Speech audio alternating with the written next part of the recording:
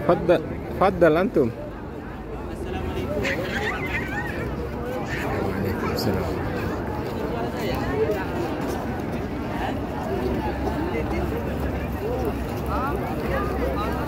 Assalamualaikum warahmatullahi wabarakatuh. Waalaikumsalam warahmatullahi wabarakatuh. Bapak Ibu langsung saja, karena setelah dari sana nanti ada ziarah ke Rasulullah bersama. Mau? Jangan aja Pak, baik kena ibadah. Di sini dulu alun-alun. Tahu alun-alun? Lapangan. Lapangan, bukan lapangan. Tapi bukan lapangan sepak bola. Setiap kota itu punya alun-alun, punya lapangan. Dan di lapangan ini pernah terjadi peristiwa yang mungkin bisa menjadi pengetahuan bagi kita tentang sejarahnya masjid ini. Pada tahun ya,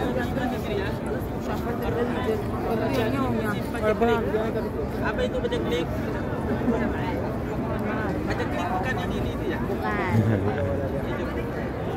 Tahun paceklik yaitu musim kemarau panjang. Pada akhirnya sahabat minta kepada Rasulullah untuk berdoa kepada Allah. Dan Rasulullah lalu mengajak ke tanah yang lapang ini, mengajak sholat 2 rakaat istisqa. Sholat istisqa, sholat pabri hujan. Jadi kalau di Indonesia udah lama nggak hujan, berarti kita ngajak sholat istisqa. Nah, setelah sholat istisqa, Rasulullah itu dengan para sahabatnya, Rasulullah khutbah, berpidato seperti saya ini sekarang. Berpidato, khutbah menyampaikan tentang kesabaran. Bahkan di suatu waktu di saat Rasulullah khutbah itu, Rasulullah termasuk menyampaikan kepada perempuan, menyampaikan kepada kaum ibu-ibu bahwasanya ibu-ibu itu harus banyak beramal, ibu-ibu itu harus banyak bersabar, bahkan yang paling penting itu ibu-ibu harus banyak bersedekah. Kenapa? Karena kata Rasulullah, di perempuan itu dikatakan oleh Rasulullah kepada perempuan karena perempuan itu paling banyak dan mayoritas di dalam neraka. Naudzubillah. Apa Rasulullah ngasih saran? Bukan hanya ngasih kabar. Sarannya berbanyak sedekah, berbakti kepada suaminya. Itu sarannya. Jangan adu-adu yang laki-laki ini laki-laki tanggung jawabannya dan kewajibannya juga dikerjakan kepada ibu-ibu. Karena kemarin mohon maaf agak keluar. Kemarin itu saya naksi dari Mekah sama-sama orang Madura. Terus cerita panjang lebar, saya awalnya galau karena mau bawa jemaah yang mana jemaah itu saya karakternya belum tahu seperti apa. Nah, saya dapat ilmu dari dia itu nggak begitu nyambung sih, cuman saya dapat ilmu. Ada beliau itu pernah baca kitab yang mana ada pesan Rasulullah, ada 3 hal yang tidak boleh dikotori dan tidak boleh disakiti, tidak boleh dikotori. Apa itu? Pertama adalah perempuan, kedua kota Mekah, ketiga kota Madinah. Tuh. Jadi makanya sebagai laki-laki harus dijaga perempuan. Tapi perempuan juga ingat, Rasulullah pernah berpesan bahwasanya banyak bersedekah dan berbakti kepada suami. Lanjut kembali kepada sejarah khutbahnya Rasulullah.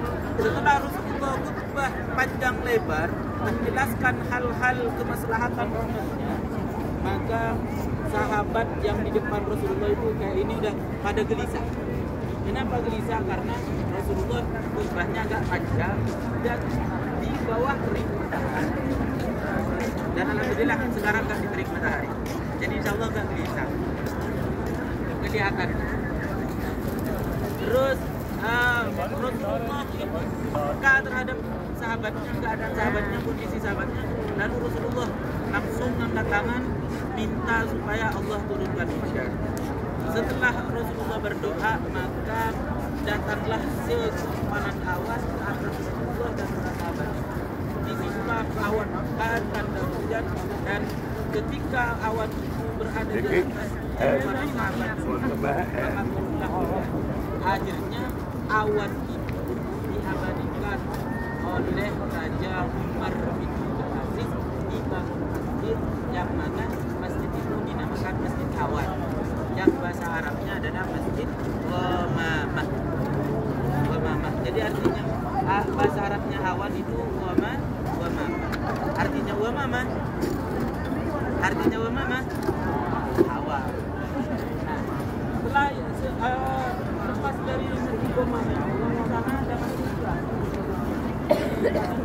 Ada masjid arah masjid dinisbatkan kepada Sayyidina Abu Bakar. Di sana pada tahun ke-8 Hijriah Rasulullah sholat hari raya Idul Fitri, hari raya Idul Adha pada tahun berapa? Tahun ke-8 Hijriah. Tahun ke-8 Hijriah. Karena makanya kalau di Jakarta itu saya sering lihat di Jakarta banyak yang melaksanakan sholat hari raya di lapangan. Itu sunnah Rasulullah SAW. Bahkan ada yang mengatakan lebih afdal dari sholat hari raya, lebih afdal di lapangan luas daripada di masjid. Rasulullah dulu sholatnya di lapangan. Posisinya tepat di sana pada tahun ke-8 Hijriah. Dan juga pada tahun ke-9 Hijriah Rasulullah pernah sholat gaib atas wafatnya Raja Habasyah atau Raja Najasyi. Itu ceritanya masjid.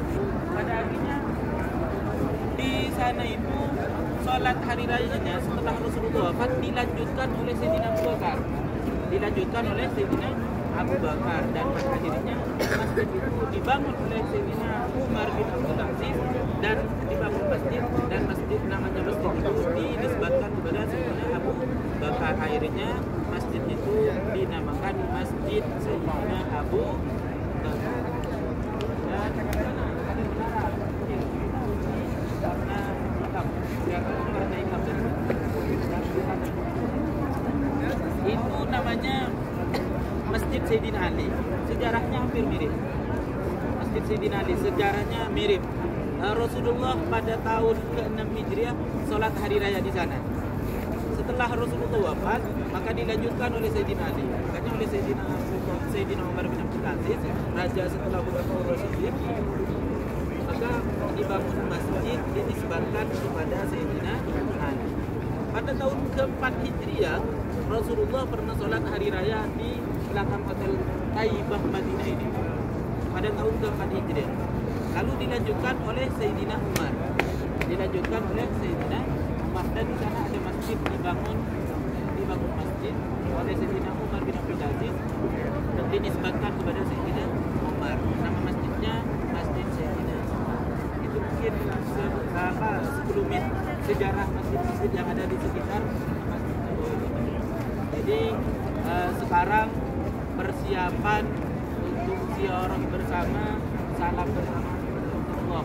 Namun sebelum beranjak dari sini, kami berizin barangkali ada yang mengambil buat foto-foto, atau setidaknya kita foto bersama dulu. Boleh, ayo foto bareng aja.